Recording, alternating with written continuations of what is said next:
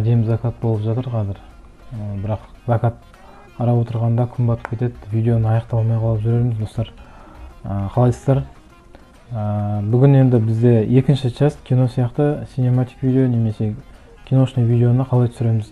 Егер бірінші бөлімді көрмесеңіздер, жоғары жақта басып кетіңіздер, көріп кетіңіздер. Ол жақта да жақсы қызықты информациялар бар. Бірінші видеода біз ұйқыдан тұрған кезімізді түсіреміз.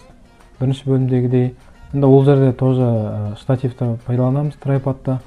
Енді ол жерде мен симметриялы болғанын қаладым. Егер де сіздер басқа да ракурстан көргілеріңіз келсе, онда ол да болады. Әртүрлі қызықты қылып түсіруге болады. Енді фокус жағынан келетін болсақ, фокуста мен ручной фокусты пайдаландым, өйткені автофокуста фокус ары-бері ойнап тұрды. Бұл жерде енді автофокусты өшіріп ручной фокусты пайдаландым. Себебі автофокус қоссаң, ол фокус ары-бері ойнайтын болады. Сол себепті ручной фокусты пайдалануға кеңес беремін. Енді оны қалай қолдану керек? Қолыммен өлшеп алдым бірінші расстояние арақашықтығын. И содан кейін уже фокусты ручнойға қойып, сол түсіре бересіздер ары қарай. Енді ең ыңғайлы ракурс осы жер болды. Мен симметричный болу үшін центрден алуға тырыстым.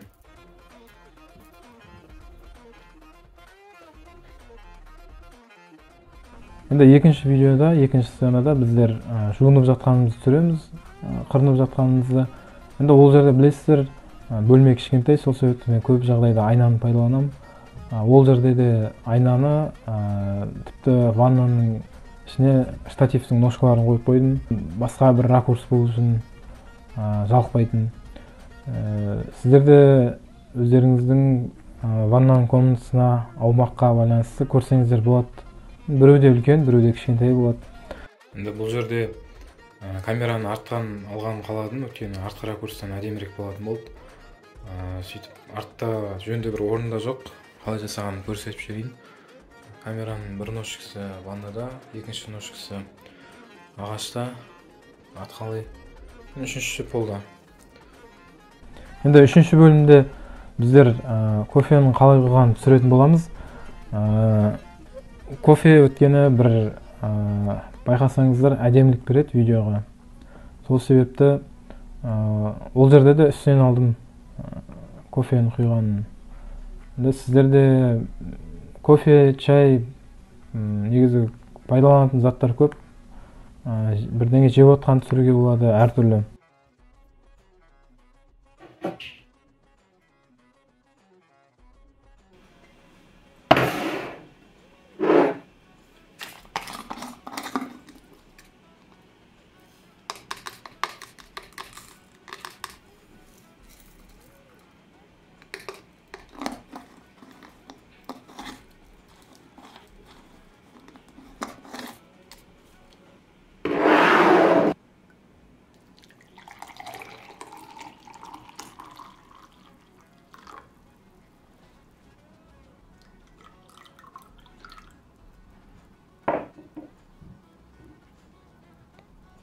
Келесі видеода жүріп баратқан видеоны түсіреміз. Ол жерде шагты түсіретін боламыз, жанынан және алдынан.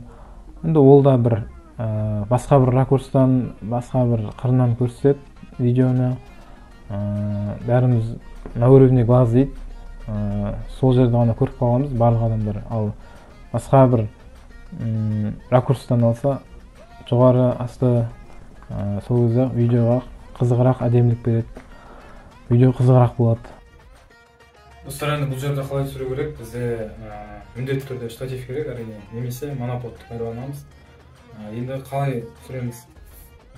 Оны енді әрине камераны керісінше қоямыз, керісінше аударамыз. Осылайынан ұстаймыз. Осылайынан сосын баянын бұрамыз.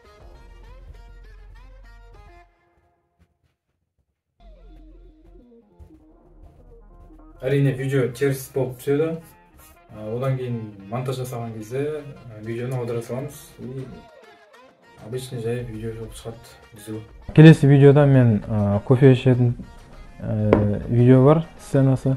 Сол жерде өзіміз штативке қойып камераны. И bir колубузбен кружканы көтереміз, екінші колубузбен штативті камераны былай бұрамыз ноутбукке қарай. И ол да стабильно түсірілсе, әдемі түсірілсе, ол да киношный вид, киношный әсер береді кино сияқты. Оны да түсіріп көріңіздер, әртүрлі ракурстан тоже. Енді видеоның соңына қарай біздер қалай монтаж жасағанымызды, қалай рендер жасағанымызды көрсеттік. Енді сіздерде әртүрлі тәсіл, әртүрлі әдістерді пайдалану арқылы видеоға бір мағына бере аласыздар. Енді негізі бұның алдындағы видеода музыка маңыздырақ деген, музыкамен қоса видеоның мағынасы да маңыздырақ. Егер де видеоның мағынасы болмаса, онда видеоны ешкім көрмейді әрине. Жай ғана әдемі картинадан ешкімге ешқандай пайда болмайды. Оны бәрі емес, әрине көретін адамдар бар, бірақ бәріне ұнай бермейді. Кинода да дәл сондай, егер киноның мағынасы болмаса, онда киноны ешкім көрмейді. Картинасы қанша әдемі болса да. Енді біздің видеоны тағы да бір рет қайталап көріп өтейік.